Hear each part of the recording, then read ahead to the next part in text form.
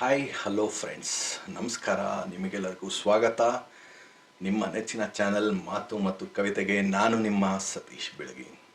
ಇವತ್ತು ನಾನು ತೊಗೊಂಬಂದಿರುವಂಥ topic being positive, ಅಂದರೆ ಸಕಾರಾತ್ಮಕವಾಗಿ ಇರೋದು. ಸಕಾರಾತ್ಮಕತೆ ಅಂದರೆ ಜೀವನದ ಅತಿ ಕ್ಲಿಷ್ಟಕರ ಅಥವಾ ಕಷ್ಟದ ಪರಿಸ್ಥಿತಿಯಲ್ಲಿ ಸಹ ಸಮಚಿತ್ತದಿಂದ ಹಾಗೂ ಭರವಸೆಯಿಂದ ಬದುಕೋದು. ಸಕಾರಾತ್ಮಕತೆ ಎಂಬುದು ಜೀವನದ ಬಗೆಗಿನ ಆಶಾಭಾವ, ಅಂದರೆ ಆಪ್ಟಿಮಿಸ್ಟಿಕ್ ಅಪ್ರೋಚನ್ನು ಒಳಗೊಂಡಿರುತ್ತದೆ. ಸಕಾರಾತ್ಮಕ ಆಲೋಚನೆಯನ್ನು ಹೊಂದಿರುವ ವ್ಯಕ್ತಿಗಳು ಎಲ್ಲ ಪರಿಸ್ಥಿತಿಯಲ್ಲಿಯೂ ಸಹ ಒಳ್ಳೆಯದನ್ನೇ ಹುಡುಕ್ತಾರೆ ಹಾಗೂ ತಮ್ಮಲ್ಲಿರುವ ಪ್ರತಿಯೊಂದರ ಬಗೆಗೆ ಧನ್ಯಾತ್ಮಕ ಭಾವವನ್ನು ಹೊಂದಿರುತ್ತಾರೆ. ಈ ರೀತಿಯ ಸಕಾರಾತ್ಮಕತೆಯನ್ನು ನಮ್ಮಲ್ಲಿ ಬೆಳೆಸಿಕೊಳ್ಳುವುದು ಹೇಗೆ ಎಂಬುದು ನಿಮ್ಮ ಪ್ರಶ್ನೆ. ಬನ್ನಿ ತಿಳಿದುಕೊಳ್ಳೋಣ. ಇರುವುದರ ಬಗೆಗೆ ಧನ್ಯತಾ ಭಾವವನ್ನು ರೂಢಿಸಿಕೊಳ್ಳಿ. ಮೊದಲಿಗೆ ನಮ್ಮ ಬಳಿ ಇರುವ ಯಾವುದರ ಬಗೆಗೆ ನಮಗೆ ಧನ್ಯತಾ ಭಾವ ಇದೆ ಎಂಬುದನ್ನು ತಿಳಿದುಕೊಳ್ಳೋಣ. ಪ್ರತಿದಿನ ನಾವು ಸಂತಸಗೊಂಡ ಹಾಗೂ ಧನ್ಯ ಎಂದು ಭಾವಿಸಿದ ಕ್ಷಣಗಳನ್ನು ಒಂದು ದಿನಚರಿಯಲ್ಲಿ ಬರೆಯುತ್ತಾ ಹೋಗೋಣ. ನಮ್ಮ ಜೀವನದಲ್ಲಿ ನಮಗಿರುವ ಒಳ್ಳೆಯ ವಿಚಾರಗಳ ಬಗೆಗಿನ ಗಮನ ಸ್ವಾಭಾವಿಕವಾಗಿ ನಮ್ಮನ್ನು ಹೆಚ್ಚು ಸಕಾರಾತ್ಮಕವಾಗಿ ಆಲೋಚನೆ ಮಾಡುವತ್ತ ಸಹಕರಿಸುತ್ತದೆ. ಎರಡನೇದಾಗಿ, ನಿರೀಕ್ಷೆಯನ್ನು ಆಹ್ಲಾದಿಸಿ. ಪ್ರತಿದಿನ ಸಂತಸದ ವಿಚಾರಗಳ ನಿರೀಕ್ಷೆ ಮಾಡಿ.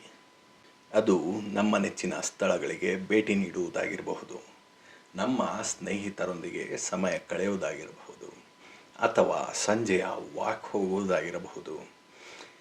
ಈ ರೀತಿಯ ಆಹ್ಲಾದಕರ ವಿಷಯಗಳ ನಿರೀಕ್ಷೆ ನಮ್ಮ ಮನಸ್ಸಿನ ಒತ್ತಡಗಳನ್ನು ಕಡಿಮೆ ಮಾಡಿ ಒಳ್ಳೆಯ ಮನಸ್ಥಿತಿಯನ್ನು ನೀಡುತ್ತದೆ.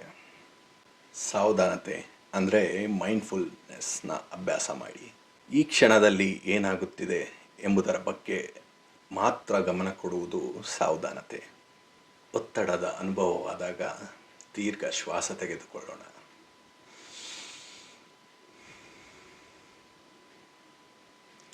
ಹಾಗೂ ಪ್ರಸ್ತುತ ಕ್ಷಣ ಹಾಗೂ ಪರಿಸ್ಥಿತಿಯ ಬಗ್ಗೆ ಮಾತ್ರ ಗಮನವನ್ನು ಕೇಂದ್ರೀಕರಿಸೋಣ. ಯಾವುದೇ ರೀತಿಯ ನಕಾರಾತ್ಮಕ ಆಲೋಚನೆಗಳಿದ್ದಲ್ಲಿ ಅದನ್ನು ಎಲ್ಲವೂ ಒಳ್ಳೆಯದೇ ಆಗುತ್ತದೆ ಎಂಬ ಸಕಾರಾತ್ಮಕ ಆಲೋಚನೆಯೊಂದಿಗೆ ಬದಲಾಯಿಸೋಣ. ನಾಲ್ಕನೇದಾಗಿ, ನಗುತ್ತಾ ಇರಿ. ನಾವು ಬೇಸರದಲ್ಲಿದ್ದಾಗಲೂ ಸಹ ನಮಗೆ ಏನೂ ಆಗಿಲ್ಲವೆಂಬಂತೆ ನಗುವುದರಿಂದ ನಮ್ಮ ಮನೋಭಾವವನ್ನು ಅಂದರೆ ಮೂಡನ್ನು ಸರಿಪಡಿಸಿಕೊಳ್ಳಬಹುದು. ನಗು ನಮ್ಮ ಮೆದುಳಿನಲ್ಲಿ ಸಂತಸ ಹಾಗೂ ವಿಶ್ರಾಂತ ಮನೋಭಾವ ತರುವಂತಹ ಎಂಡಾರ್ಫಿನ್ ಕೆಮಿಕಲನ್ನು ರಿಲೀಸ್ ಮಾಡುತ್ತೆ. ಸಕಾರಾತ್ಮಕ ಜನರ ಒಡನಾಟವಿರಲಿ. ನಮ್ಮನ್ನು ಇನ್ಸ್ಪೈರ್ ಮಾಡುವ ಹಾಗೂ ನಮ್ಮ ಏಳಿಗೆಯನ್ನು ಬಯಸುವ ಜನರೊಡನೆ ಹೆಚ್ಚು ಬೆರೆಯೋಣ. ಸಕಾರಾತ್ಮಕ ಜನರ ಒಡನಾಟ ಸಕಾರಾತ್ಮಕತೆಯನ್ನು ಹೆಚ್ಚಿಸುತ್ತದೆ.